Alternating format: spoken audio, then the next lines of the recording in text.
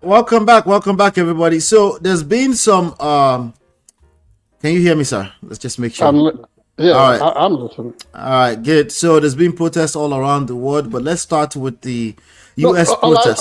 sorry, a correction. Yeah. The late Professor Oluagbi was never at any time Nigeria's ambassador to Germany. Rather, he was Nigeria's ambassador to Greece after he served as High Commissioner to Australia, Papua New Guinea, and New Zealand. Thank you very much. All right, no problem, sir. All right, good. So over the past, I don't know. I know you were asking me a few days ago that there's some kind of protest going on, but I think this is more so about protests against Elon Musk than it is against Trump. It's called the hands off.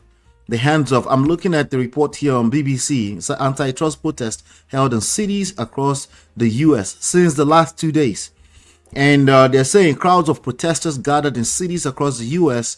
on Saturday to denounce President Trump in the largest nationwide show of opposition since the president took office in January. The hands-off protest planners aimed to hold rallies in 1,200 locations, including in all 50 states, U.S. states. Hundreds of thousands of people turned out in Boston, Chicago, Los Angeles, New York, and Washington, D.C., among other cities. The protesters cited grievances with protesters' agenda ranging from social to economy issues coming days after Trump's announcement that the U.S. would impose import tariffs on most countries around the world. Gatherings were also held outside the U.S., including in London, Paris, Berlin. I'm not sure if gatherings were held in Nigeria, because I think there's a tariff against Nigeria that's been estimated to be worth $6 billion in exports. I see here some of the placards says stop the real steal. We stand up to bullies. Empathy is the path. And things, etc., etc., etc., hands off. What do you say about this, sir? Let me get your take on this, sir. It's a movement, it's an action whose time has come. In fact, I would say, in the words of a well-known American lawmaker who is now deceased, John Louis, or whatever his name is. I'm sorry, but I think, yeah. The black guy? Yeah, African American. African American, okay. Yeah, this is a good time to get into good trouble.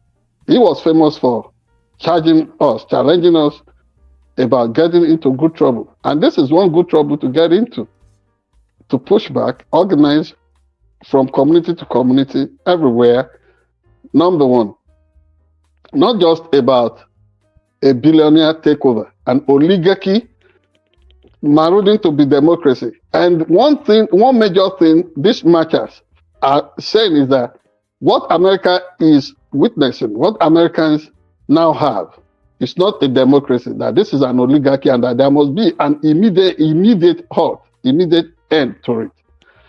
Then, concerning whether it is targeted at this man who has been most un-American and most uncharitable in the way he's been advising President Donald Trump, that is Elon Musk, you would notice that in over 100 years, it's not been this bad. Deliberately going for self-destruction. It's not happened in more than 100 years. Remember, we were talking of the event that led to the depression of the 1930s. Remember, we touched on that in our past in our past production. This is almost like it.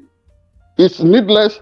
Even then, the tariff introduction then that totaled the American economy was just like maybe 20-something%. How do you justify the the haphazard and impulsive slamming of different rates on different people? For example, you mentioned Nigeria. Nigeria is supposed to be having a hit of between 14% to 15%. South Africa, for doing nothing just because of the influence of Elon Musk, the lies he has told about the relationship of that government with the white minorities in the country. I think theirs is put at about 36% for just being an African country.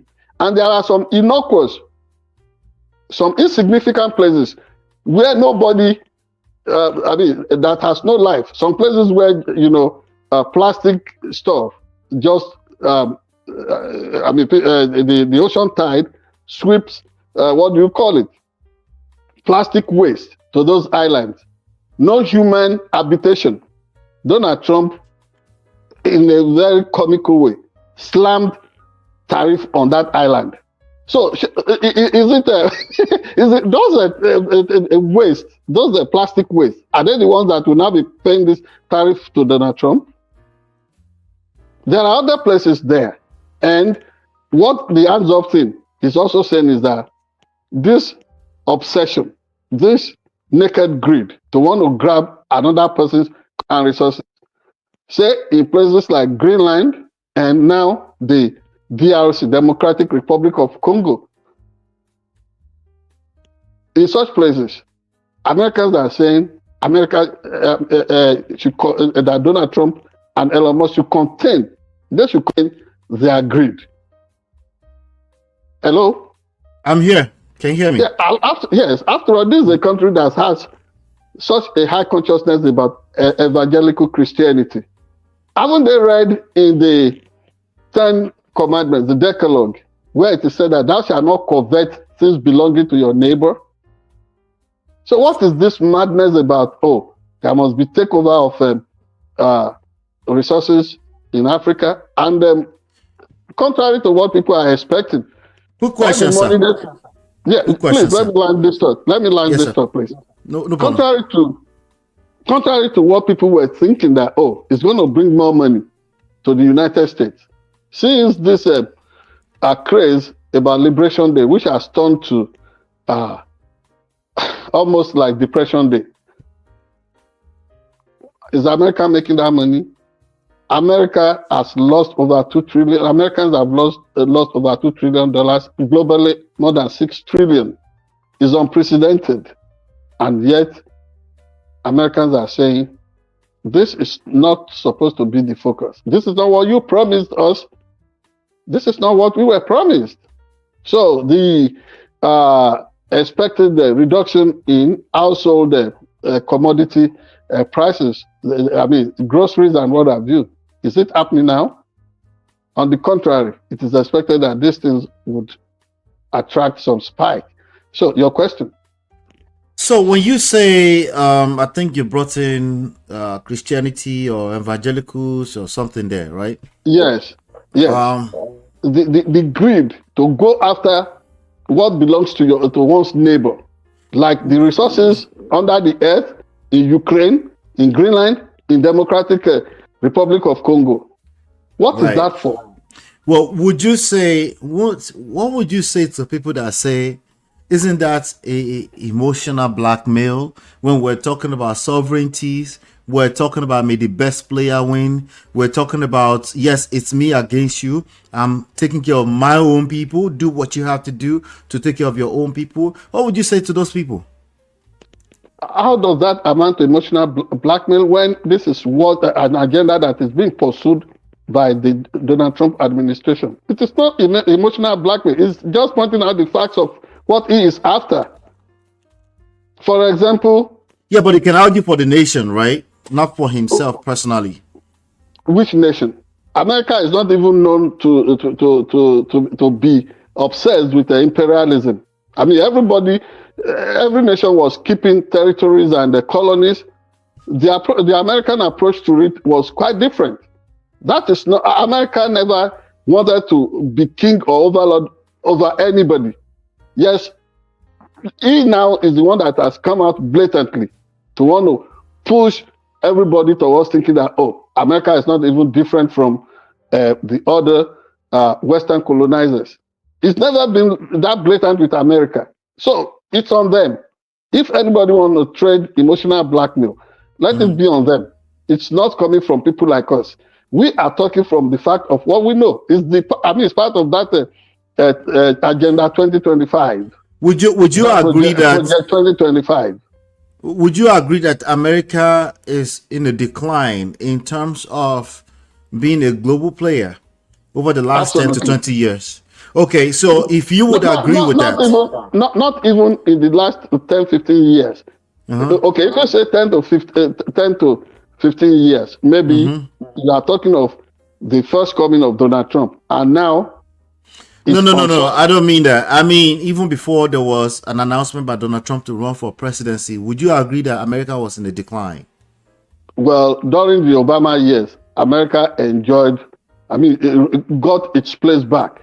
Remember, after the weapon of mass destruction fiasco during the what's it called? The situation that led second President Bush to take military action against Saddam Hussein and everybody that was suspected of having a hand in the 9/11 attack on the United States. Yes, it almost got to that point. But so you're agreeing that there's been a decline before Obama, before Trump? Under Republican Party to some extent, yes. When Obama came, that changed again. And then Donald Trump got there. It took America to the cleaners.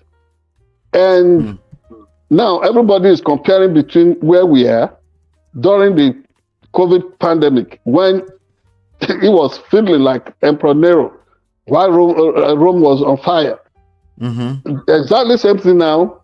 You find that he has done. After, it's almost like there is this situation about America. Republicans create a mess, Republicans clean up, and then Republicans come again. You know, even in biblical terms, I made a first allusion to the issue of not being covetous, not demonstrating naked greed factor against things belonging to your neighbor. Let me make another allusion.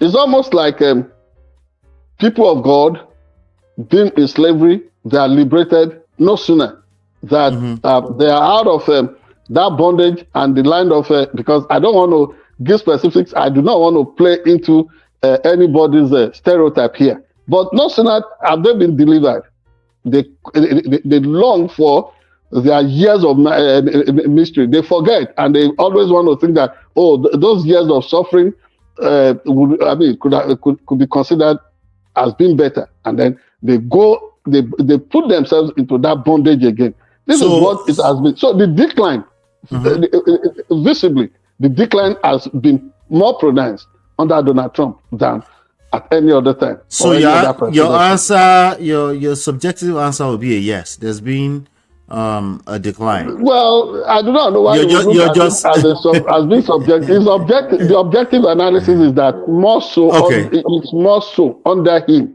under Donald Trump. Okay, let's call it objective. Even his look, his conduct is so depressing. So let's call it objective, but with the caveat that is because of the Republicans, correct? Not just Republican. I said Donald Trump as a, Republican Party used to be a party that would, sneeze. The whole world would catch cold that, no relationship between them and communists and all that. But look at this Republicans giving him a free pass on anything. You can't even say if there is a Congress anymore that could ensure the principle of checks and balances. It's not anymore. So I do think I'm going to say that and let you have the last word, and we'll round up this segment, right? We're way over time, but it's okay. Here's the thing.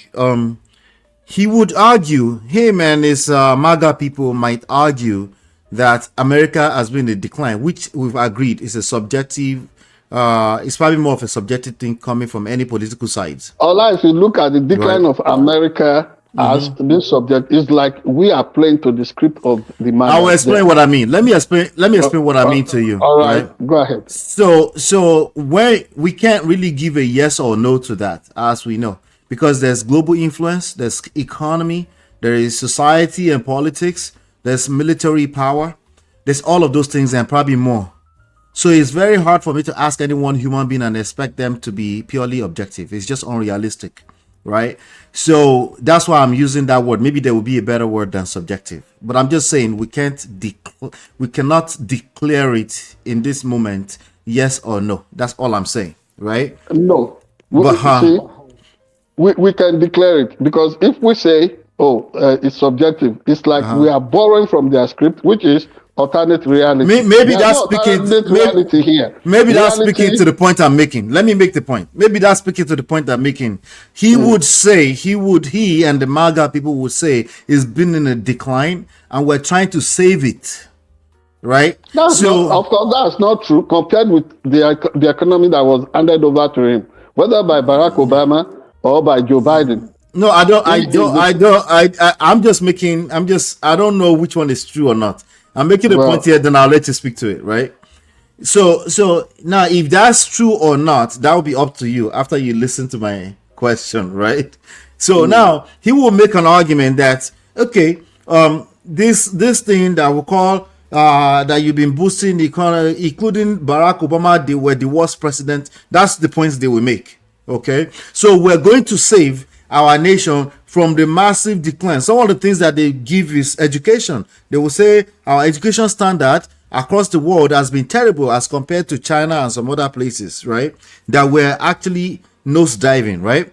So they're saying we're trying to save. So back to my question, right? If you now say, where is the greed coming from? Where is all this? Isn't it their job to do, based on their belief system, isn't it their job to do everything in their power to, yes, of course, suppress everybody else but the America? Because again, back to that question I gave earlier, when you said greed, they're supposed to, why are we doing this against our neighbors? That's the point you were making. And I'm saying, when it comes to, being the president of a nation, trying to make America prosperous again, MAPA, MAPA, right? Wouldn't that be what they're supposed to do? Now you can go, sir. Now, my point of departure is that this is the argument, the bankrupt argument they have always pushed, that, there is alternate reality. Truth is truth, and if you try to suppress it and make it subjective, it will pop up, and you will always know that, this is what truth constitutes. All these things they have always fantasized about, their fantasy that they have now lived out. This what has always given them their secret orgasm, which is now being paraded as their shame. Don't you think that everybody who felt, what you think is your alternate reality is what would lead to the decline of this nation right before our very eyes? We have seen the unraveling of everything. So there is no argument as to who has the superior and better viewpoint here. Whose viewpoint serves the people better. So it's the jury is no longer out there. We have seen it in just 3 months when it started churning out its deluge of executive orders. That is why we are where we are. We cannot latch onto his narrative, his warped and twisted logic, and run to town with that. Let us wait. Things will stabilize. Just watch. I wish the very best for the United States of America, because this is the best promise, the best hope for all of us as members of the human family. And I hope this guy will not shipwreck all of us. That is all I can say at this point. Okay.